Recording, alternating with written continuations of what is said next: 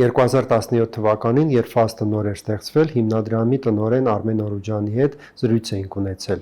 Մի քանի տասնամյակ Ամերիկայում անցկացնելուց հետո նա վերադարձել էր Հայաստան։ Այդ զրույցում Արմենն ասել էր, որ FAST-ը ոչ թե ցավազրկող է, որն արագ արդյունք է տալիս, այլ հակաբիոտիկ։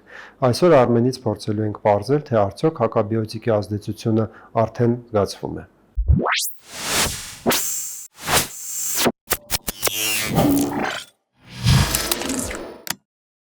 Վերջերս FAST հիմնադրամը հրապարակեց բավական ծավալուն մի հաշվետվություն 75 էջանոց եւ շատ տպավորիչ գործնեության մասին վերջին 6 տարիների ընթացքում եւ այդտեղից առանձնացրել եմ այն, ինչ որ կոչվում էր Vision Overview, այսինքն տեսլականը,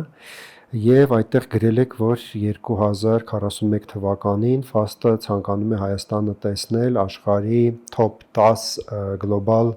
նորարարական եւ top 5 տվյալագիտության եւ արհեստական բանականության ոլորտներում եւ այսօր 2024 թվականն է, թվում է թե դեռ բավական ժամանակ կա մինչեւ 2041-ը, բայց բոլորս գիտենք, որ շատ արագ է ժամանակը թռչում, այս տեսլականի տակ ինչ իրական հաշվարկ, աշխատանք եւ այլ ինչ կա։ Առաջինը շնորհակալություն, որ հրավիրեցիք այս բանը ունենանք, իրար հետ զրույց ունենանք։ Միշտ սիրել եմ քո հետ զրուցել եւ ուրախ եմ, որ շարունակում այդ տրադիցիան։ 2041 թվականի տեսլականը 2017 թվականից էր դրված, ավելի երկար, այսինքն դրանից հետո անցել է մոտ 7 տարի։ Դրա համար էլ այդ review-ն, որ բան արեցինք, տպագրեցինք, առաջինը մենք էինք ուզում հասկանանք, թե ինչ ենք արել։ Շատ ժամանակ թվում է, որ շատ բան ես արել կամ քիչ բան ես արել, որովհետև մոտավորապես սա ամբողջը, բայց սա մեզ դրեց այն բանի, որ մենք ինքներս վերանայենք ամբողջը 2017 թվականից սկսյալ, ինչ պլաններ ունեինք, ինչ ենք կարողացել անել այդ պլանների շուրջ, ինչպես էր նաև ինչպիսին գտանք Հայաստանը 2017 թվականին, ու ինչպիսին են գտնում Հայաստանը 2024-ին։ Շատ տարբեր բաներ են եղել, թե Հայաստանում, թե աշխարհում, դրանք ինչպես են ազդել այն սկզբնական պլաններին եւ դրան շուրջ ինչպես ենք տեսնում ապագան Հայաստանի, դե Հայաստանի ապագան աշխարհի դրվածքի մեջ էլի, որովհետեւ իհարկե չես ապրում ինչ որ մի վակյուումում, ապրում ես մեծ աշխարհի մեջ, որը մեծ աշխարհի իրականությունը բավականին մեծ ազդեցություն ունի քո իրականության վրա, թե զարգացման, թե security եւ այլն։ 2017-ին ուրեմն մենք որ առաջի այդ հետազոտությունները որ անում էինք, նաեւ նախ շատ անհավանական էր, բայց նայում էինք միգուցե Ղարաբաղի պատերազմ լինի եւ դա էլ էինք մտցնում մեր հաշվարկի մեջ, ուրեմն ունեինք, եթե չեմ սխալվում, 3 թե 4 վերսիա, որից մի վերսիան երևի ավելի շատ, 4 վերսիայից էլ ավելի շատ, որ մի վերսիան at least պատկերացնում էր, որ պատերազմ է լինում Ղարաբաղի շուրջ, Արցախի շուրջ։ Ու դա էլ էինք վերցնում միջև հիմնավորելը, թե կարող ենք արդյունքի հասնել, թե չենք կարող արդյունքի հասնել ու եւ ինչ դժվարություններ, ինչ խոչընդոտներ կարող են լինել այդ ճանապարհին։ Ուրեմն որ Արցախի պատերազմը չէինք վերցնում բանի մեջ, այդ հաշվարկների մեջ, մոտ 8% շանս ունեինք հասնեինք այն նպատակին, որ դնում էինք էլի մեր առջև, որ Արցախի պատերազմը դնում էինք բանի մեջ, այդ հաշվարկի մեջ 1.5% էր մնում։ Այսինքն 98, մոտ 99% շանս է, որ չես հասնելու նպատակին, այսինքն դժվար է լինելու եւ ուրիշ ինչ-որ մի բան անես, եթե այտենց լինի իրականությունը, երևի պետքա ընդհանրապես չկպնես դրան, նորմալ է, որովհետեւ եթե 99% անհաջողության բան է, ուրեմն պետքա դուրս գաս ունես բան գաս, որ հաջողության ու ճիշտ կլինի, եթե այտենց լինի։ Մենք նայեցինք, թե ինչ պետություններ են կարողացել թռիչքային հաջողության հասնել թռիչքային զարգացումով, Շատերը կան, որ հաջողության հասել են, բայց թրիչկայինը ու կարևորում ենք Հայաստանի պարագայում թրիչկայինը իր պետական անվտանգության համար։ Թրիչկայինապետ, որ կարողանաս հասցնես պետությունը այն իրականության, որ ինքը կարողանա բառը հայերեն չգիտեմ, deterrence ստեղծի, որ քո վրա չեն հարձակվում, որտեղ ստեղծել ես հիմա այսօր վերցնենք իրականությունը Իսրայելում, ինչը իր Iron Dome-ով ինքը ասենք հրթիռների դեմ deterrence-ա ստեղծել, որ չես կարող ներս հրթիռներ ուղարկես, այդ գաղափարով deterrence ոնց կարելի է ստեղծել։ Ու երեք պետություն, որից հենց մեկը Իսրայելն էր, Իսրայել, South Korea, մեկ էլ Սինգապուրն էր, որ կարողացել էին այդ թռիչքային ու տարբեր ժամանակներ 80 թվականին, 90-ական եւ 2000-ական թվականներին Հետաքրքիր ամեն մեկը տարբեր ոլորտներում, էլի, այսինքն, բայց դրան շուրջ կարաս Գերմանիան էլ դնես, Ճապոնիան էլ դնես, ավելի մեծ պետություններ, թե իրանք ոնց են երկրորդ համաշխարհային պատերազմից հետո վերականգնվել ու այսօրվա դիտությամբ ինչ են ներկայացնում, բայց իրանք մեր հայկական իրականությունից բավականին դուրս են, այս 3 ավելի մոտ են, տարբեր ձև ավելի մոտ են, պետք չի այսօրվա դիտությամբ այսօրվա խոսակցության թեման չի թե ինչի են, ինչով են մոտ, բայց հետաքրքիր էր։ Բայց եթե վերցնենք 200 հատ ուրեմն պետություն ունես աշխարհով մեկ, ասինքն մոտ 200 հատ, նայած ոնց ես նայում, եթե մակով ես նայում մի քիչ, եթե ընդհանուր բանով ես նայում մի քիչ ավելի շատ,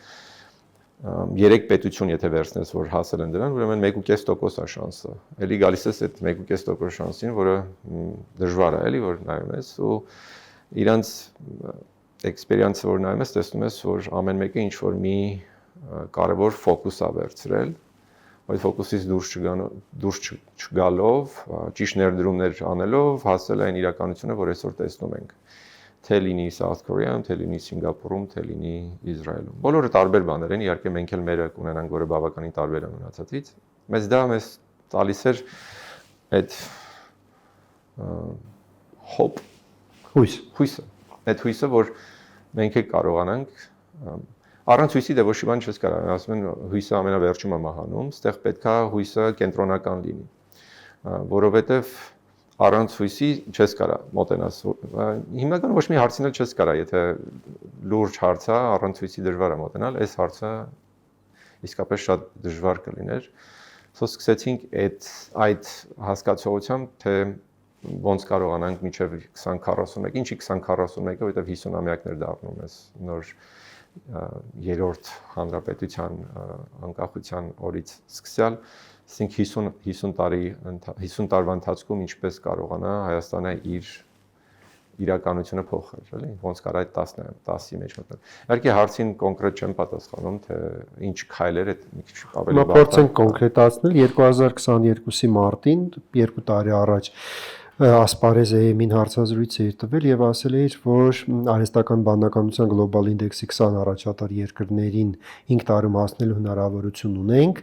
եթե տարեկան հավելյալ շուրջ $350 միլիոն ներդրում կատարեն կրթության ոլորտում, նոր տաղանդներ պատրաստելու նպատակով research and design-ում եւ գիտական արդյունքի առևտրայնացման մեջ։ Հիմա այսօր այս թիվը, որ լսում ենք, հավելյալ $350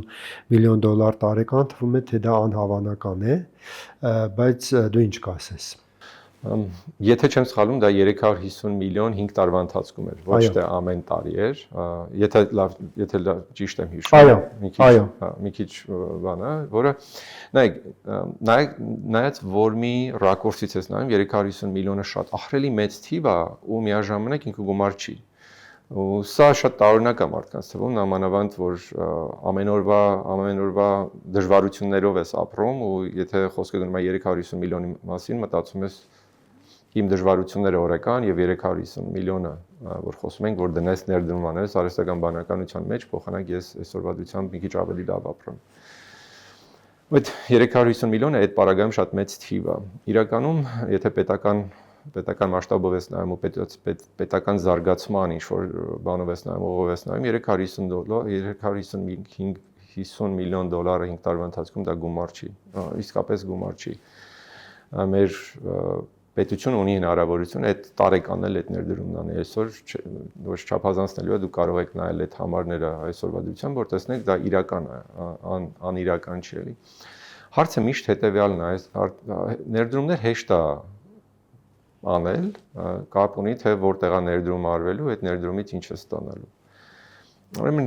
շատ բաներ կան, հետազոտություններ կան, թե լինի ուրիշ պետություններով, թե մեր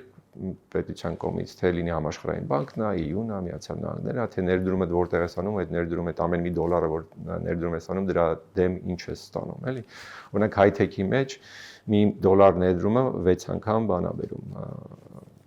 քեզ profit-ա բերում, որը բավականին մեծ թիվ է, էլի։ Բայց հեշտ չի այդ մենակ։ Այդպես որ լիներ, բոլոր պետությունները կվերցնեին, կդնեին դրա մեջ ու բոլորն էլ լավ կապրային, իհարկե, այդքան էլ հեշտ չի։ Օրինակ, նայեք, այդ բանը, որ նայում ենք, ինդեքսը, որ նայում ենք, արհեստական բանականության ինդեքսը, շատ հետաքրքիր բաներ է ցույց տալիս, ուրեմն 3 տարբեր բաների շուրջ, էլի, օրինակ talent creation, թե մարդու պոտենցիալն ինչ է, ուրեմն research-ի պոտենցիալն ինչ է, եւ ինովացիայի պոտենցիալն ինչ է։ Ուտեղ բոլոր, ասինքն 20-ի մեջ որ նայես, Հայաստանը այդ ժամանակ 57-ն էր, հիմա 54-ն է, որ մենք նայում էինք, օրինակ Nigerian, Նիգերիան Հայաստանից ավելի առաջ էր կրթական համակարգով, Պակիստանը ավելի առաջ էր research-ի գիտական հետազոտության համակարգով ավելի առաջ էր քան Հայաստանը, ուրիշ ժամանակ մենք տարբեր ձև կնայենք տարբեր երկրներին, բայց սա իրականությունը ցույց էր տալիս, էլի, թե ինչ որտեղ ինչ աշխատանքներ պետք է լինի։ Հայաստանը բավականին ամեն ինչով բավականին փոքր է, մենք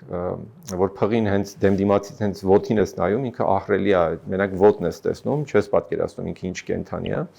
Ու շատ հարցերում մենք որ Հայաստանին նայում ենք հենց տեղից, հենց դեմ դիմացից, ինքը շատ ահռելի մեծ է երևում ու անհասկանալի է երևում։ Բայց մի քիչ որ քեզ առաջ ես քաշում ու տեսնում ես որ փիղ է, այսինքն հասկանում ես իր իրականությունն ինչ է, ու պետք է նաև Հայաստանին նայելուց այդպես պետք է նայել, մի քիչ պետք է հեռվից նայել, ուստեղ երևի այն պահը, որ չնայած ես Հայաստանում ծնվել, բայց Հայաստան չեմ մեծացել, թույլ է տվել, որ Հայաստանին մի քիչ ուրիշ ձև նայել, նաև ես որ ես վերջի 6-7 տարին որ ստեղ եմ հիմնականում բնակվում, դա դեռ թույլ է տալիս ինձ Հայաստանը ես այդ ռակուրսից նայեմ։ Որ այդպես ես նայում Հայաստանին, ամեն ինչ բավականին տեղն է ընկնում, էլի, այսինքն այդ մեծ փոփոխություններ, որ ասում ես, ինքը այդքան էլ մեծ չի փոփոխությունները։ Եթե մեծ երկրներում իրանք ուզենան մի բան պիլոտային անեն, իրանք կարող է ասեն Կալիֆոռնիայում անենք, որը 35-40 միլիոնած բան է, նահանգ է, բայց դա էլ չէ, իրանք եթե ասեն լավ փոքր մի բան պիլոտային անենք, ասեն Լոս Անջելես քաղաքում անենք, բավականին փոքրացնում ես պիլոտը, Լոս Անջելես քաղաքն էլ երկու կրկնակի պոպուլյացիան ունի, ինչ որ ասենք ամբողջ մեր Հայաստանը։ So այդքան մեծ չի, որ կարողանաս իրան տենց խորը պիլոտային մտածես ու ասես, եթե կարողանանք իրան կոնկրետ փոքր պիլոտային ծրագրերով ու միանգամից թռիչներ անենք այդ պիլոտայինը շատ արագ ժամանակ միանգամից իրան զարգացնես, այն փոփոխությունները, որ կարողանաս անես Հայաստանում, բավականին արագ կարող ես հասնել։ Իհարկե, թե հիմա խորը էկոնոմիստներն են կամ այն մարդիկ, որոնք նստած են որոշումներ են կայացնում, հիմա ինձ լսելով կասեն Օրիջանը բավականին հեշտացնում է process-ը, ու իրանք ճիշտ կլինեն։ Իհարկե ինքը բավականին ավելի բարդ process է, չեմ ժխտում դա, չի նշանակում չես կարող անել։ Այստեղ ուղղակի իմ կարծիքով շատ տարօրինակ հարցի շուրջ եմ ուզում այս բանը ֆոկուսը դնեմ։ Խնդիրը այդքան դրա մեջ չի, խնդիրը թե մարդու մշակույթը ինչպես է փոխում։ Ու իմ կարծիքով մեր պետության հիմնական խնդիրներից մեկը, որ մենք շատ քիչ ենք ժամանակ ծախսում խոսելու կամ շատ քիչ ենք քննարկում, դա մշակույթի մշակելն է։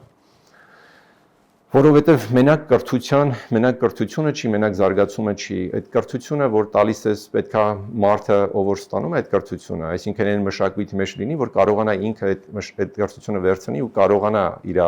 իրանից ստանա այն ինչ, որ մենք ցանկանում ենք, էլի։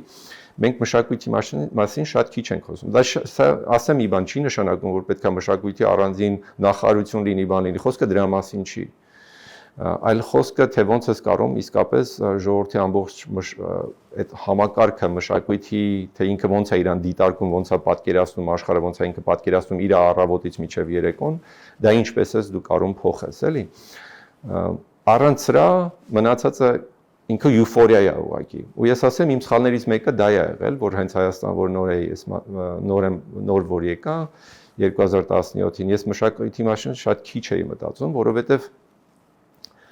Ես դատում եի ուրիշ ձև մշակույթը, սա մի օր երևի կամերայից դուրս կզրուցենք, թե ինչ եմ ուզում դրանով ասել, բայց մշակույթ ես մի քիչ տարբեր ձև էի դատում ու սխալներ դա իմ։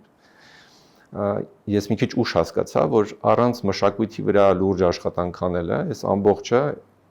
այդքան լուրջ չի։ Լրջության մեջ նաև պետքա լինի, թե ոնց ես դու ազգային գաղափարախոսությունը ինքը քաղաքական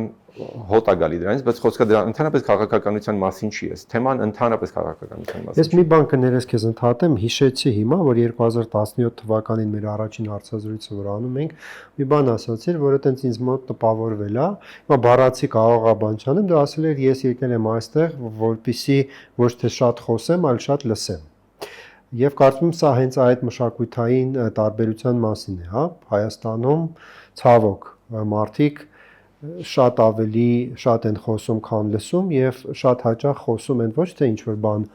արտահայտելու ինչ որ միտք կամ գաղափար, այլ դա պարզապես տենց ինքնաարտահայտվելու ձև է, հա, եւ լսողները շատ ավելի քիչ են քան խոսողները։ Սա պարզապես հիշեցի եւ օրինակ սա մինչեւ այսօր այդ սկզբունքը պահպանում ես ավելի շատ լսել եւ ավելի քիչ խոսել, թե դա էլ է փոխվել։ Լավ հարց ես տալի, երևի կողքից ավելի լավ մարդիկ կարան այդ հարցին պատասխանեն այսօրվա դրությամբ, թե ավելի շատ խոսում եմ, թե լսում եմ, բայց այդ բնույթը ճիշտ է, ամեն դեպքում խոսելով չես սովորում, լսելով ես սովորում, դա պետք է ու ազգային պետք է մենք ավելի շատ լսենք, քան ստե խոսենք, հաստատ, որովհետեւ կողքից եթե մենք լսենք, մենք մեր սխալները ավելի շուտ կդիտարկենք։ Նայեք վերադառնալ մի պահ էլի մշակույթին, որովհետև շատ կարևոր է։ Օրինակ մենք չենք թողում մենք ինքներս մենք չենք թողում մենք մեզ քննադատենք, որ գալիս է խոսքը մեր մշակույթի, միանգամից ինձ պահում ես։ Դրսում ընդհանրապես չես կարող մեր մշակույթին կպնես, խոսքը մեր դիասպորայի մասին է, որից ես էլ եմ մի մասնիկ, որովհետև այտենց ես դու պահպանել հայությունը, էլի մշակույթին չթողնելով որ հանգարց մեկը մշակույթիդ կպնի։ Ոստեղ մշակույթի լավ ու վատը չի։ Ոստեղ գիտեք ինչ է, նայեք, մշակույթը մշակելը չի նշանակում վատ է կամ լավ է, նշանակում է թե ինչ պետքա, ինչ ձևի քեզ պետքա բանի բալանսի բերես, որ կարողանաս հասնես այն բան, որ կարողանաս ավելի արագ վազես, էլի, այս իրականության մեջ։ Եթե այդ դա չի մտնում այս ամբողջական հաշվարկության մեջ, մի հատ մեծ գապ ունես բանի ու ինչքան էլ գործ ես անում, վերջում ոնց որ ինքնանպատակ է դառնում, էլի, գործը արվում է, դու կարաս ուրախանաս ծափարես, շամփեյնը բացես, մի բաժակ էլ շամփեյնը խմես, բայց իրականությունում փոփոխությունը շատ քիչ է, էլի լինում, որովհետև չի տարածվում ինքը շատ wildfire պետք է լինի, որ Կալիֆոռնիան որ տեսնում ես մեկ վառվում է ամբողջ նահանգը, ու ասենց բան է անում, այտենց պետքա բան լինի, էլի, դա պետքա դրա համար բավականին մեծ ավելի փոփոխություններ է դիտարկվում։ Այսօր ես փորձում եմ ավելի շատ աշխատել, ոչ խոսել, ոչ լսել անկեղծ ասած, որ կարողանանք էլի 2017 թվականի իրականությունը եւ 2024 իրականությունը բավականին տարբեր են։ Բավականին տարբեր։ Ուզում եմ դրա մասին խոսենք։ Հիմա կարող է շատ տարօրինակ հնչել, բայց ֆաստը իր ծննդով պարտական է, հա, բաներով, ճակերտներով պատերազմին, ապրիլյան պատերազմին 2016 թվականին, եւ ես շատ լավ հիշում եմ, հա, Ռուբենը Վարդանյան, որ հիմնադիրներից մեկն է ֆաստի, երբ այդ իդեան ուներ, տարբեր մարդկանցից կարծիքներ էր հարցնում, եւ ինձ զանգահարեց մի օր, կարծեմ մայիսին էր 16 թվականի, ասաց օրինակ, այսպեսի խնդիր եմ քեզ ասում, եթե կա $1 միլիոն եւ այդ $1 միլիոնով կարելի է Արցախում ինչ-որ ծրագրեր անել վերականգնողական եւ ստեղծել մի այսպիսի հիմնադրամ, որը Հայաստանի գիտությունը եւ տեխնոլոգիաները կզարգացնի, դու որը կընտրեիր, ասացի միանշանակ երկրորդը, հա։ Եվ ինչպես դու ասացիր 2017-ի Հայաստանը 2020-ի եւ 24-ինը շատ տարբեր է եւ եղավ 2020 թվականի պատմությունը իր արդյունքով 2023-ի սեպտեմբերին Արցախը ամբողջությամբ հայաթափվեց եւ արդյոք չես ունեցել 20-ին եւ 23-ին այդպիսի մի զգացողություն, որ մենք ինչ-որ բան չհասցրեցինք արել։ Իհարկե կարծում եմ, որ ցանկացած խելացի մարդ հասկանում է, որ 3, 4, 5 կամ 10 տարում անգամ ֆաստը չէր կարող այն արդյունքը ապահովել, որը թույլ կտար, որ Հայաստանը ավելի հզոր երկիր լինի, բայց բոլորս մարդիկ ենք եւ բոլորս հա այդպիսի ծանր պահերին սկսում ենք խելացի մարդիկ գոնե այդ վարժանքը իրենց ներսում անում են, ինչը ես կարող էի ավելի լավ անեի, ավելի արագ անեի, այդպիսի պահեր եղել են։ Կոմոդ։ Անընդհատ են մենակ պետք չի մեծ իրական մեծ բաներ լինեն, որ մտածես դրա մասին։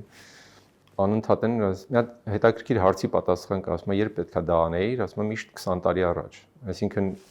ֆաստը երբ պետքա ստեղծվեր 20 տարի առաջ։ Երբ պետքա մենք արհեստական բանականության վրա ֆոկուսը դնեինք 20 տարի առաջ։ Ուրեմն միշտ դա 20 տարի առաջ է, էլի։ Հիմա իմ հարցը եղել է ոնց անենք, որ այսօրվանից 20 տարի հետո այդ հարցը չտան նույն ձև, էլի, այսինքն ստեղծվեց 20 տարի առաջ, դրա համար հասար այսօր այդ բանին, էլի, եթե ասենք ֆաստը հունիսին կլինի 7 տարեկան, ուրեմն 13 տարի էլ ունենք դեռ, որ հասնենք այդ 20 տարեկանին, որ ասենք, օքեյ, 20 տարի առաջ սկսեցինք, այսօր հասանք այս բանին։ Իհարկե, շատ բաներ կարող էինք անել, չհասցրեցինք մինչև պատերազմը, չենք հասցրել մինչև այսօր։ Պատճառներ միշտ կան։ Մարդու բնույթն է, որ միշտ պատճառ ես գտնում։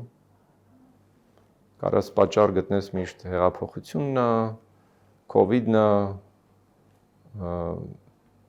կոռուպցիան է, Արցախի հայաթափությունն է, դիասպորայի հերվածությունն է կամ ինչ դա միշտ կա, որ կարող ես էլի գտնել ինչ որ մեկի վրա մեղադրանք ամենահեշտ բանն է, էլի ցավը, որ ուրիշի վրա դնես։ Այդ ցավը չէ, որ եթե մեղքը վերցնում ես քո վրա, ցավոտ է։ Ոչ մեկ չի արթնանում առավոտյան, ասի այսօր էլ ինչքան մնացածը ինչքան սխալներ են արել, մեղքերի ես վերցնեմ ինձ վրա, էլի, այտենց չի աշխատում։ Ավելի լավ է, որ քեզ գնահատում են, որ ասում ամեն ինչ ճիշտ արեցիր, շատ լավ ես զգում, էլի, դրա համար միշտ դա ուրիշի վրա դնելը ավելի հեշտ է, էլի։ Մենք էլ կարանք ուրիշ, ես էլ կարամ ուրիշի վրա դնելը, բայց իրականում որ օրինակ մեր բալիկները որ մեծանան, որ հասնեն արդեն այն բանի, որ փուճուր բալիկները հիմա, ես իմ մասին եմ խոսում, դա փուճուր է, հասնեն իրանք հարցնել ասել են, բայց լավ պապա դու ինչ էիր անում։ Որտեվ Այն ժամին դու էլ էիր այդտեղ ներկա, էլի։ Ես իմ պատասխանը պետք է լինի, դե գիտես ինչ, այն մեկը էս չարեց, այն մյուսը այն չարեց, բայց դու ինչ արեցիր։ Դու ինչ էիր անում։ Քո իմաստն ինչ էր։ Ես այտենց եմ սիրում նայել, էլի, թե այսինքն իմ իմաստն ինչ էր, իմ արածն ինչ էր, ոչ թե ինչի չենք արել կամ չենք ասել, էս չեղավ, այն չեղավ։ Շատ բաներ կա, որ հասկանում ես այդ ընթացքի ժամանակ, ասում ես լավ կլիներ դա փոխեինք, բայց what-if-ներով չեմ ուզում բանանեմ, էլի, եթե ես անեինք, ես կլներ, եթե շախմատ ես խաղում, կպել ես պետք է խաղաս,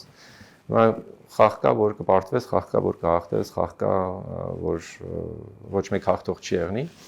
բայց նպատակը, որ միշտ շարունակես այդ առաջ գնալ, էլի, քեզ պարտված չզգաս, այդ դժվար է, որ քեզ պարտված չզգաս, որտեվ պարտություններից ավելի շատ ես ճիշտ ասած սովորում, քան հաղթանակներից բան չունես սովորել, ինքը շատ տարօրինակ բան է, ինքը մենակ ադրենալինը ցենց բարձրացնում է, դոպամինը խփում է, դու շատ լավ ես զգում, օքսիտոցինը տալիս է, ցենց հոյակապ ես զգում, բայց հաջորդ օրը արթնանում ես, բան չես սովորել դրանից, ասում ես լավ ոնց դրանից մի հատ էլ ստանամ, էլի, ասում ես եւ ինչ ան, նույն բանը որ անես, մեկը չի ստացվելու, իսկ որ պարտվում ես դու այնքան, մի անգամից ցենց բան ես, լցվում ես, էլի։ So թե լինի մեր 2020-ի պատերազմը, որ պարտվել ենք, թե լինի, կարևորը որ դրանից իսկապես քաղենք ու չդնենք ինչ-որ սրա վրա, հինի վրա, նորի վրա, ապագայի վրա, դիասպորայի վրա, ներքինի վրա, արցախցու վրա, ադրբեջանցու վրա, թուրքի վրա, հասկանու՞մ ես, պետք է հասկանալ, թե ոնց ես դու կարում, այսինքն դրա ճիշտը դու ոնց ես կարում ինքդ մեջդ բանանես, էլի փոփոխությունը բերես ու տանես առաջ։ Մեր գործի մեջ էլ շատ այդպես բաներ կա։ Արա ջան, ես կուզենայի ասեի, որ այն ամբողջ նպատակները, որ 2017 թվականին մենք իրար հետ, ես եթե չեմ սխալվում, ֆաստ անունը քեզանից է եկել, եթե չեմ սխալվում, չէ՞, սխալ չեմ սխալվում։ Այն վաղտ էլ դու ես էլի, այսինքն միջև ես ու դու իրար ճանաչել ես, դու արդեն դրել ես անունը այս կազմակերպության ֆաստ ու այսինքն լավ ես ավելի հասկանում, թե որտեղից է ինքնանպատակ չի եղել այս կազմակերպությունը, որ ստեղծվել է, իմ առաջի խոսակցությունը Ռուբեն Վարդանյանի հետ, որ մենք ծանոթացել ենք, ես ու Ռուբենը ծանոթացրել ենք ֆաստ հիմնադրամ խոսելու քննարկման ժամանակ, քննարկումն է եղել մեր իրար հետ ծանոթությունը, էլի։ Ու ի սկզբանե եղել այն բաները, որ մենք թե Ռուբենն էր մտածում, թե ես եմ մտածել, թե մեր գործընկերներն Նուբար Նաֆեյան, Արտուր Նալավերդյան, մնացած ովը ներկա են եղել, որ ասեմ բոլորին հասել ենք, թե չէ, ես կարամ ասեմ դրա հիմնական մեղքը իմ վրա է, որովհետև ամեն դեպքում ես եմ տնօրեն եղել այս կազմակերպության, այս առավոտ որ կազմակերպությունը արտանում է մինչև երեկոյանը քնելը իմ պարտականությունն է դա։ Ես մի բան էստեղ ասեմ, ես այնպես չէ որ փորձում եմ քեզ արդարացնել, բայց կարծում եմ խնդիրներից մեկն այն է, որ մարդիկ թե քննադատողները, թե լոյալ վերաբերվողները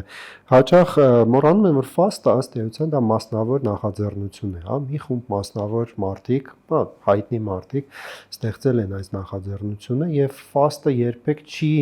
հավակնել լինել այդ կախարդական փայտիկը, որ ինքը պետք է ստեղծվի եւ այս երկրի բոլոր խնդիրները լուծի, սա մեկ։ Եվ երկրորդը կարծում եմ, որ լավ կլիներ եւ ճիշտ կլիներ, որ մեր երկրում ֆաստի տիպի եւս 2-3 կառույց լիներ, որովհետեւ այդպես եւ կարծում եմ ինչ որ իմաստով, լավ իմաստով մրցակցություն կլիներ, դեռ կարծում եմ սա եւս խնդիր է, երբ որ դու ունես մրցակցություն եւ անընդհատ ինքդ ես քեզ մոտիվացնում, ինչ որ մի պահի այդ ինքնամոտիվացման բանը կարող է թուլանալ, հա, եւ դու կարող ես ասել, որ եթե ես միակն եմ, ինչ էլ անում եմ, լավ եմ անում եւ երկրորդը, երրորդը չկա։ Մենք հաճախ բոլոր ոլորտներում էլ ինչ որ մի նոր բան է ստեղծվում, դա կլինի տեխնոլոգիական, մարզական, թե մշակական, եւ ես թվում է, որ հիմա այս սա կլինի մեր բանը, պանացեան, էլի, բայց այդպես չի, ցավոք սրտի։ Ոչ չէ, նայեք, կազմակերպություններ կան մասնավոր, նաև մասնավոր, որ բավականին շատ լավ գործեր են անում, մենք էլ իրանցից սովորելու տեղ ունենք, անկեղծ։ Մենք օրինակ մի քանի ամիս առաջ, ինչ չեմ ասում մի քանիս առաջ, մի երկու շաբաթ առաջ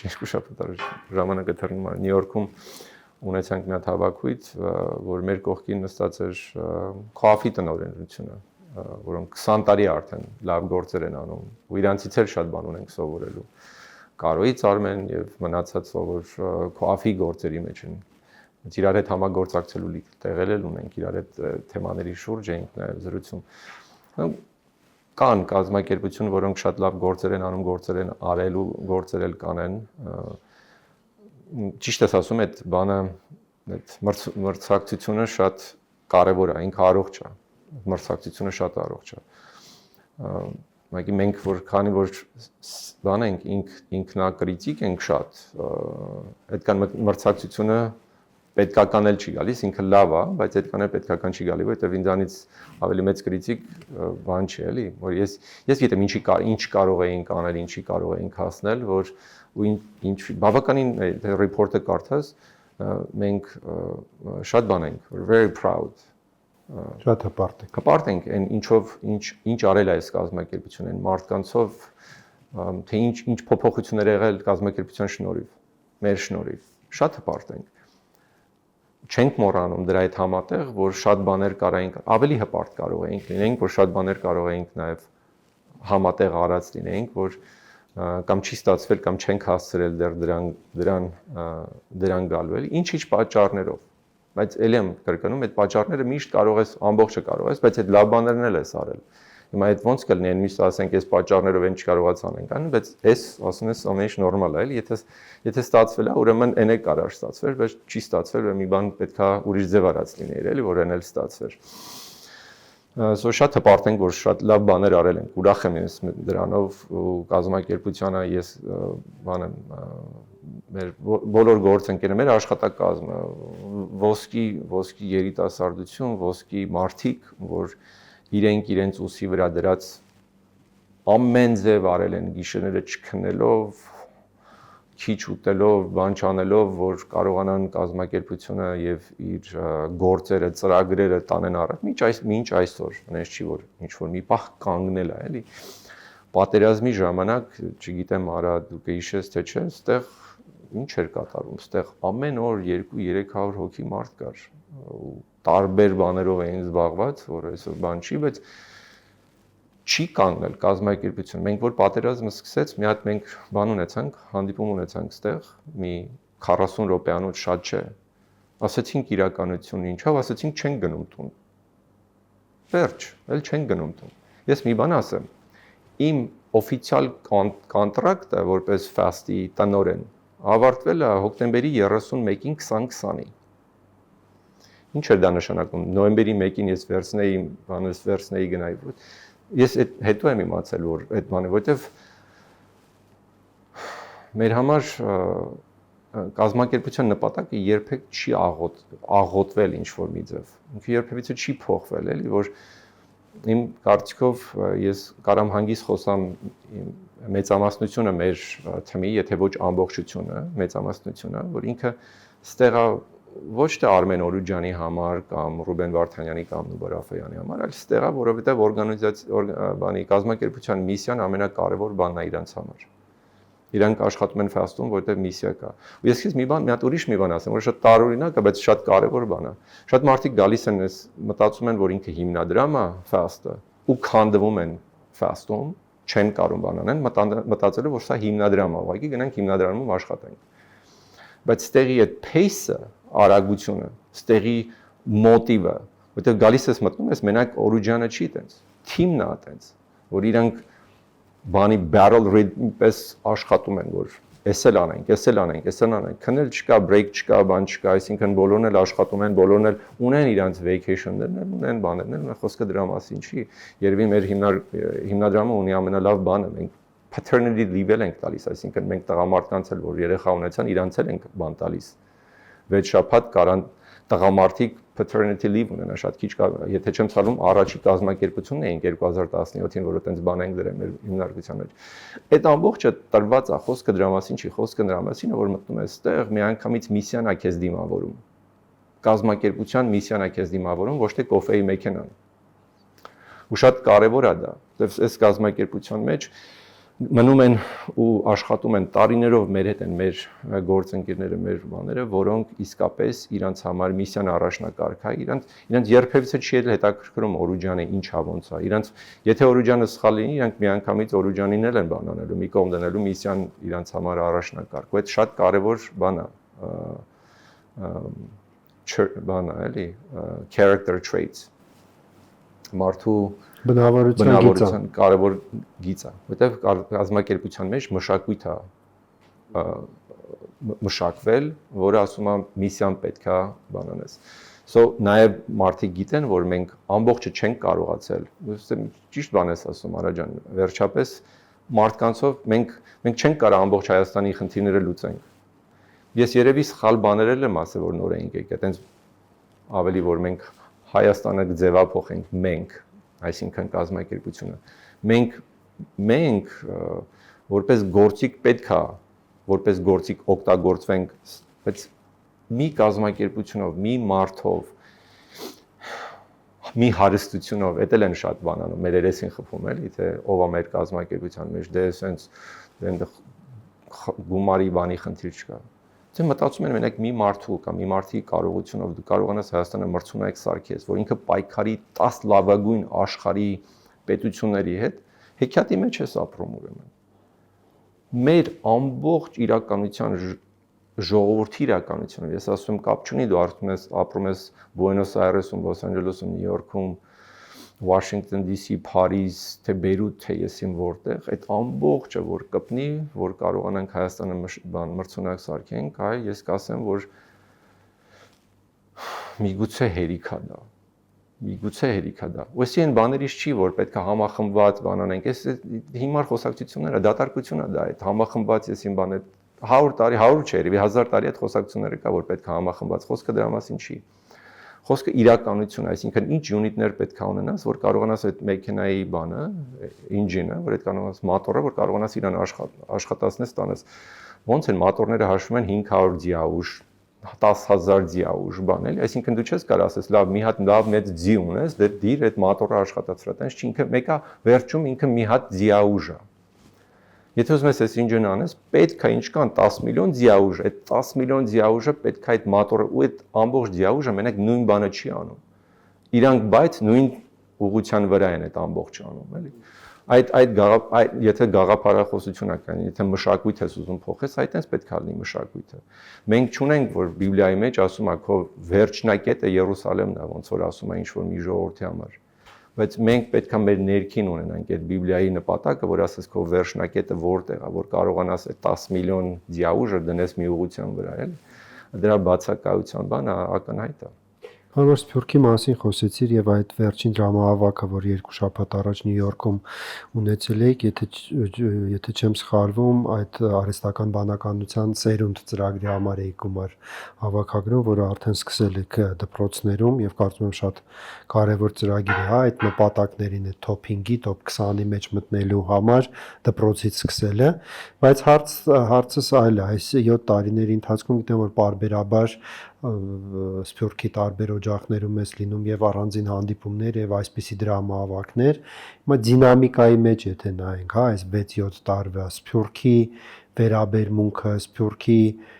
մասնակցության պատրաստակամության մեջ փոփոխություն դրական կամ բացասական նկատում ես։ Իրանք էլ մարդիկ, իրանց համար էլ դժվարություններ կա, իրանց համար էլ իմ մասն հետաքրքիր է, ես համ հայաստանցի եմ, համ սփյուռք եմ, սփյուռքահայ եմ, այդ բանը էլի հիբրիդ մոդելն եմ, ու այդ հեշտացնում է խոսալ սփյուռքի հետ, հեշտացնում է խոսալ ստեղ մեր հայրենակիցների հետ։ Սփյուռքահայերը երևի մի քիչ ինձ ավելի լավ են հասկանում, քանի որ նաև ես իրանց DNA-ն եմ բանանում էլի, իրանց ավելի լավ եմ պատկերացնում իրենցը։ Մարդիկ հիասթափված է, նորմալ է, ով հիասթափված չի։ Պետք է եթե նորմալ չես, միգուցե հիասթափված չես լինի, բայց եթե նորմալ հայ ես in particular, պետք է հիասթափված լինես իրականություն։ Շատ ուրախ չես կարա լինես, էլի, որ ասես, հիմա ասես Հայաստանը հոյակապ մի հատ իրավիճակի մեջ է, սխալ է։ Դե իրանք էլ կարան, դիասպորան էլ է սիրում, որ սրա նրա պատճառով, պետք է, բայց ես նրանից եմ, որ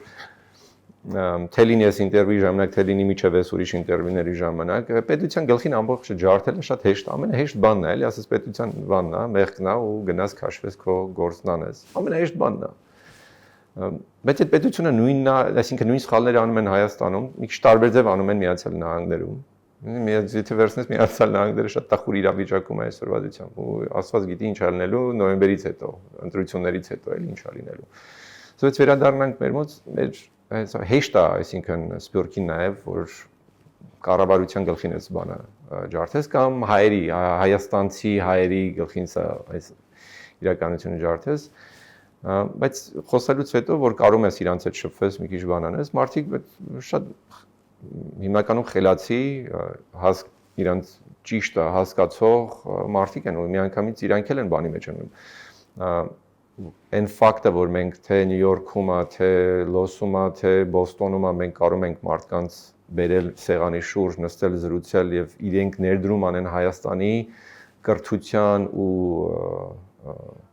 science բանի գիտության մեջ։ Նա գիտությունը ինքը բան չկա, չէ, այսինքն իջև չստեղծես ոչ մի բան չկա, այսինքն օթի մեջ են իրանք բանանում, գումար դնում, որը շատ տարօրինակ է, պետք է ինչքան վստահես, որ դրա մեջ քո չարչարանքով աշխատած գումարը որ դնես։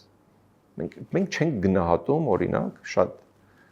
թե դիասպորայի, թե ֆիլանթրոպիստի նվիրատվությունը։ Մենք սպասում ենք, որ պետքա տենց լինի, բայց ինչի պետքա մարդ իր չարչարված շատ քրտինքով իր գումարը տա քեզ։ Ֆենոմեն է, որ մտածես, էլի, բայց եթե մարդը գալիս է քո հետ սեղանի շուրջ նստում է, պետքա այնքան պետքա բան լինես grateful, այնքան պետքա շնորհակալ լինես այդ մարդուն, որ ինքը գալիս քո հետ նստում է սեղանի շուրջ եւ մտածում է քո հետ, որ խնդիրներ լուծի, որ դու իր խնդիրները իր գումարով, նաեւ իր մտածած խնդիրները կարողանաս լուծես։ Ասածս այնա, որ դիասպորան ինչքան էլ հիասթափված լինի, նաև պատրաստ է եւ պատրաստականություն ունի, որ համագործակցի, աջակցի ու համագործակցելը շատ կարեւոր է։ Մենք չենք նայում դիասպորային, որ համագործակցի, մենք փողոթուր մի կողմանցի, մենք այս ամբողջը կանենք, բայց իրենք հիմար չեն, իրենք ես մի հատ բացում եմ Նյու Յորքի հետեւյալ բանով շատ եմ խոսացել, բայց երևի այտենց པարզ չէ։ Փորձեմ հայերեն էլ ասեմ, որովհետեւ շատ կարեւոր մի հատ իրականություն է, որ իմ կարծիքով մեր հանդիսատեսները կսիրեն։ Ուրեմն որ նայում ես հայ ժողովուրդը, թե Միացյալ Նահանգներում լինի, թե լինի Կանադայում, Ֆրանսիայում, Արգենտինայում, Լեբանանում, թե լինի հին սովետական միությունում, թե լինի Ռուսաստանում նոր, թե լինի օթոման կայսրության մեջ, չէ՞։ Մեր հայ ժողովրդին որտեղ որ դրել ես ինքը բավականին ծաղկել է։ Այսինքն այսօր նահանգներում թե նայես Ֆրանսիայում լավ ծաղկել է։ Հետաքրքիր է ինչի է ծաղկում, էլի, որովհետև որտեղ որ ֆունկցիոնալ համակարգ կա, որ այդ էկո համակարգը կա, որ մեր բանի մեջ էլ կա գրված, մեր միսիայի մեջ է կա գրված, որ սարքվի տենց էկո։ Որտեղ որ էկո համակարգ կա, արդեն functional էլի, որ ինքը աշխատում է արդեն նորմալ, մեր ժողովրդին որը դե դնում ես ինքը սկսում է ծաղկել։ Շատ կարևոր բան է։ Մենք ինչի համար եմ այդ ասում, որովհետև չես կարող հիմար մարդուն դրա մեջ դնես, որովհետև օրինակ ամերիկյան համակարգի մեջ ինչքան աշխարհում մարդ կա, բանը դամփ է անում մեջ, բայց որ տեսնես հայերը բավականին ավելի տարբեր են դառնում։ Այնպես չի որ մեզանից լավ ծաղկողներ կան, բայց մենք էլ ենք ծաղկում որպես ազգ այդ համակարգի մեջ, որովհետև ինքը աշխատող է այդ։ Եթե դնում ես այդ իրականության մեջ ինքը սկսում է ծաղկել։ Ֆրանսիայում դնում ես սկսում է ծաղկել, Արգենտինայում դնում ես սկսում է ծաղկել, որովհետև ինքը համակարգ կա, այդ էկո համակարգի մեջ կարում է։ Մեր խնդիրը որպես ազգ եղել է այն, որ մենք մեր ինքնուր մեր our own էկո համակարգը որ մերը լինի մենք չենք կարողացել միջև սարքենք միջև այսօր չունենք այսօր էլ չունենք որ կարողանանք որպես ազգ ստեղ Հայաստանում ծաղկենք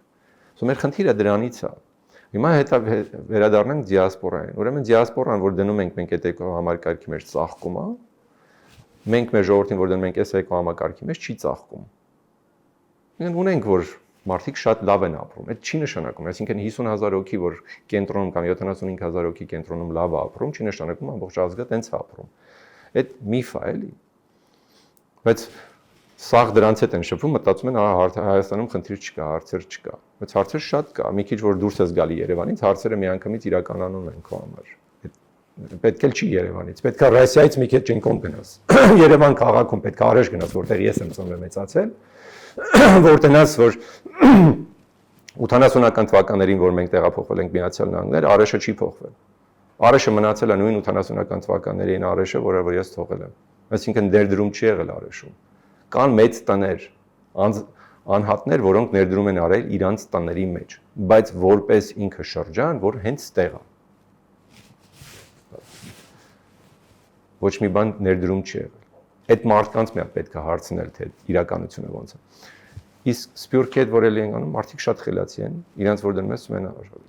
իրանց էլ է պետք այդ մշակութային փոփոխությունը, իրանց էլ է պետք է ճիշտ կամուրջները ստեղծել, որ մարդիկ կարողանան առաջինը հասկանալ, որ իրանք գնահատված են, որ իրանք որպես պարտնյոր են նայվում, որ իրանց ուղեղը ուզում ես օգտագործես։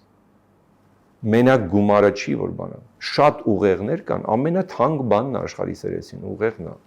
Այդ լիքը ուղեղները, շատ ուղեղները որ կան, մենք ճիշտ ձև չենք կարող բան անենք, ներգրանք։ Շատ դեպքերում ոչ էլ հետաքրքրում է, ոչ թե ճիշտ չեն գրում, ոչ էլ հետաքրքրում է։ Մենակ գումարն է հետաքրքրում։ Գումարը այդ ամբողջի ինչ որ մի մասնիկն է, կարևոր մասնիկը, բայց մենակ մի մասնիկն է։ Իսկ այն որ կարողանանք օգտագործենք, շատ քիչ օգտագործում։ Հենց որ իրանց ցույց է տալի, որ իրանց կարևորությունը է տալի, նաև քո ուղեղը կարելի է օգտագործել, այդ ամբողջ բանը փոխվում է, հարաբերությունը փոխվում է, հետաքրքրանում ավելի իրանց համար էլ։ 2017-ին այսպիսի մի մետաֆորիկ բան էիր ասել, որ ֆաստը ցավազրկող չէ, այլ հակաբիոտիկ է։ Այդ մետաֆորիկ լեզվով եթե շարունակենք խոսել, բոլորս գիտենք, որ այդ հակաբիոտիկները շատ երկար ժամանակ չի կարելի խմել, որովհետև դա էլ իր հերթին է սկսում օրգանիզմին վնաս տալ։ Հիմա 7 տարի անց դու տեսնում ես այն, թեկուզ էլի ժամանակի մեջ ձգված, բայց այն վիճակը, երբ օրգանիզմին ոչ ցավազրկող է պետք գալու, ոչ հակաբիոտիկ է պետք գալու, եւ որ ինքը կարողանալու է առանց դեղամիջոցների զարգանալ։ Իմ կարծիքով դեռ պատրաստ չենք դրան, բավականին եթե վերցնենք օրինակ այս ծրագիրը խոսեցինք, Generation AI, արհեստական բանականության այդ generation-ի մասին էինք խոսում։ Օրինակ նայեք, մենք սկսել ենք հիմա 16 դպրոցում մոտ 400 ուսանող։ 15 տարեկան հասակից արդեն բավականին խորը մաթեմատիկա է իրանց սովորացնում, էլի, մաթեմատիկան լեզու է, սովորացում ես այն լեզուն, որ ինքը կարողանա գիտություն խոսի այդ լեզվով։ Սա շատ կարևոր լեզու է, որ կարողանաս տիրապետես բարձրագույն իր աստիճան։ Ես թե իմ գործերով, թե իմ բնույթով, թե մեր գործերով շատ մարդկանց եմ ճանաչում ուրիշ երկրներում, թե ամեն ոլորտից, ու որ ուզում ես հասկանաս թե իրենք ոնց են մտածում ու տեսնում ես այն որ մենք Հայաստանում սենց մի հատ պիլոտային ծրագիր ենք ասի շատ մարդկանց է հետաքրքրում ու իրանց համար շատ տարօր բան է հետաքրքիր է ու զգում են որ իրանք ինչ որ անում են ասենք համալսարային բանում բավականին հետ են ընկնում էլի եթե սենց մի բան չեն անում բայց վերցնենք այդ Tylenol versus antibiotic բանով էլի այս ծրագիրը հենց կակրած հենց այդ անտիբիոտիկի էլեմենտն է որովհետև այսօր 15 տարեկանին եթե դու սովորացնես ինչ որ խորին մաթեմատիկա դրանից այսօր օգուտ չես ստանալու մտածում ես իզուր այդ ժամանակը որ ծախսում ես ավելի լավ է այդ մարդկանց հիմա տանենք կամ դրոն սարքեն կամ ես իմ տանես ինչ որ agricultural խոտ հնձեն ինչ որ միտեղ ավելի լավ բան կլինի քան այսօր բան էլի որովհետև դրանով միանգամից մի հատ ինչ որ խնդիր կլուծես բայց այն որ ներդրում ես անում որ ստանաս այդ competitive բառը մրցունակ որ ստանաս մրցունակ ոչ թե ուսանող այլ պրոֆեսիոնալ ընթացքի ժամանակ այդ արդեն լուրջ բան է լուրջ գործողություն ես անում սկսել ենք մի 400-ով մեր բանով հաշվարկով պրոգրամը որ շարունակեց ու ճիշտ շարունակվեց մի 5 տարվա ընթացքում մենք պետքա կարողանանք 10 անգամ այդ համարը մեծացնենք Հայաստանում բայց այդ չի ամենահավեսը այս ամենահետաքրքիրը եթե քանի որ սկսել ենք սեպտեմբեր 2023-ին դրա վրա եթե 10 տարի դնենք մենք 10 տարի հետո մոտ պետքա կարողանանք մոտ 5000 հատ պրոֆեսիոնալ բերենք արդեն բանի մեջ մարքեթի մեջ մտցնենք թե իրանք կանեն ինովացիայով կզբաղվեն թե իրանք բանով գիտությունով կզբաղվեն դա իրանց գործը կլինի բայց ամեն տարի դրանից հետո դու կարողանաս 5000 հոգի վերես մտցնես բանի մեջ շուկայի մեջ այսօր դու ունես 0 հոգի նայ համալսարաններում գործողություններ կատարվում են չեն կուզենա դա մոռանալ կան համալսարաններ որ շատ լավ գործ են անում բայց այսօրվա դրությամբ ամբողջ pipeline-ը որ այդ scale մեծացնես այս չկա կան նաև private sector-ի մեջ կան կամպանիաներ թե լինի Pixar-ն է թե լինի մնացածն է որ իրանք ակադեմիաներ ունեն որ շատ լավ մարդկանց են ստեղծում կարևոր իրենց համար ու դրանցից ինչ որ մի բանը it will bleed out այսինքն դուրս կգա կմտնի նաև մեծ շուկան կմտնի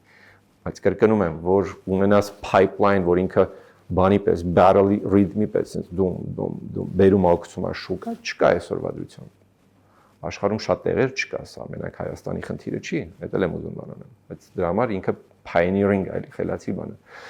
Սա որ կարողանաս այդ scale մեծացնես, այսինքն այդ որ ասում էի 10 տարի հետո 5000, բայց դա էլ չի։ Հիմա եթե 10 տարվա վրա մի հատ էլ 10 տարի դնես, որովհետև անտիբիոտիկը տենց պետք է նայենք։ Այսինքն 20 տարի հետո դու կունենաս 50000 հոգի տենց մրցունակ արհեստական բանականության ինժեներներ եւ պրոֆեսիոնալներ։ Այդ խոսակցության թեման փոխում է ամբողջովին։ Ընդհանրապես խոսակցության թեման խոսում է։ 20 տարին շատ հեռու է, բայց պատմական բանով ինքը ոչինչություն է, այսինքն վաղն է դա։ Այսինքն եթե պատմություն ես խոսում, մարդիկ խոսում են 200-300 տարին, այնց են բռնում մի բանի պես գցում, եթե պատմությունը մարդ լիներ ու իրան ասեիր պատմական բանով 20 տարի ինձ տուր, որ ես կարողանամ ինչ-որ մի բանը հեղափոխեմ, it's given, նվեր է դա։ Իհարկե մենակ դրանով չես կարող մենակ հարցերը լուծես, թե չեմ ուզում ես arrogant լինեմ, էլի ասեմ, որ այդ ամբողջ հարցերը լուծում է, բայց այդ ճանապարհը ու տենց ուրիշ կազմակերպություն, ուրիշ բաներ անելով, այդ ճանապարհը դեռ փոխում է արդեն իրականությունը։ Մտնում ես դու արդեն այն դաշտը, որ մենք ասում էինք, որ 20-ականի մեջ լինես այդ 20 թափ բաների մեջ AI-ի շուրջ թե լինի բանի շուրջ, եթե այտենց թվեր ունես, դու արդեն լրիվ ուրիշ իրականության մեջ ես խոսում։ Այսօր որ նայես մեծ շուկայի մեջ Անցյալ շաբաթ էր նախանցյալ շաբաթը շատ հետաքրքիր մի հատ բան կար, արտիկլ կար, որ Մարկ Զակերբերգը, Meta-ի CEO-ն, Facebook-ի առաջվա founder CEO-ն, ինքը նստում է email է գրում Google DeepMind-ի ինժեներներին, ինքը առանց human resource խառնվելու, առանց ինչ-որ բրակետներ դնելու, թե ինչ աշխատավարձի մասին է խոսում։ Ինքը նստում գրում, ասում է, ինչ է ձեզ պետք, որ ես ձեզ բերեմ Meta, որ գաք Facebook-ում աշխատեք։ Դուք ասեք, ինչ պարամետրներ է պետք։ HR չկա մեջտեղը, ոչ մի բան չկա։ Այսինքն բանը demand-ը այնքան խորին է, որ արդեն 150 միլիարդանոց մի մեկը նստած այնտեղ, լավ չի զգում, որ ինքը իր ժամանակը վերցնում, ասում է ես բանան եմ գրեմ այս ինժեներն։ Այս իրականությունն է, իրականության մեջ է։ Ու վերջի բանը այստեղ ասեմ, որ շատ կարևոր է։ Ուրեմն մարդկանց քանակը, այս մրցունակ մարդկանց քանակը բանի մեջ, ԱԲ-ի մեջ, artificial intelligence-ի մեջ, շատ քիչ է մրցունակ մարդկանց քանակը, բայց իրանց պահանջը exponentially շատանում է, ինչը որովհետև մի հատ OpenAI-ը բերում է ChatGPT-ը ծանոթացնում աշխարհին։ Միանգամից մի հատ հակիստիկի պես նոր դիմանդներ է ստեղծում։ So այս մարդկանց քանակը միանգամից ավելի շատ պահանջ ունեց, որովհետև պլատֆորմը տվեցիր, մեկ էլ աշխարհի ամենատերից ուզում են դրանց վրա ինչ-որ մի բան սարքեն։ Ու դրա համար նոր պահանջներ է ստեղծվում, որ այդ մարդկանց պահանջները չունեիր միջև։ Ու նայում ես կողքը չկա, դրա համար Facebook-ի CEO-ն ինքը նստում գրում, ասում է, քանի ուժ չի, ես վերցնեմ այդ մարդկանց, կապ չունի ինչ գումարներ եք ուզում։ Մենք խոսքը սրանց մասին միլիոններ է տարեկան աշխատավարձը, հա, սա 100,000-ների մասին չի աշխատավարձը։ Խոսքը միլիոնների մասին է, որ տալիս ես, որ այդ մարդկանց բերես։ Մենք ուզում ենք այդպես մարդկանց ստեղծենք Հայաստանում։ Այդտեղ պարտվելու դեպքում իրանք միլիոններ չեն աշխատի, 100,000-ներ կաշխատեն տարեկան։ Որ մենք պարտվենք, վատագույն դեպքում դա կլինի։ Սո մեր պարտությունը այտենց է այդ պարագայում։ Ես կվերցնեմ այդ բեթը այդ ժամանակ։ Շատ շնորհակալ եմ եւ իսկապես ֆաստը այնտեղն է, որտեղ ինձ միշտ շատ հաճելի է գտնվել եւ շատ հաճելի է զրուցել, շատ էլի հարցեր ունեի, բայց արդեն թողնենք, որ միգուցե մի քանի տարի անց նորից փորձենք ինչ-որ չասեմ արդյունքներ ամփոփել, բայց ինչ-որ կետեր ֆիքսենք եւ հետո նորից այդ կետերին անդրադառնանք։ Շնորհակալ եմ շատ։ Ես եմ շնորհակալ, շնորհակալություն ժամի համար նաեւ։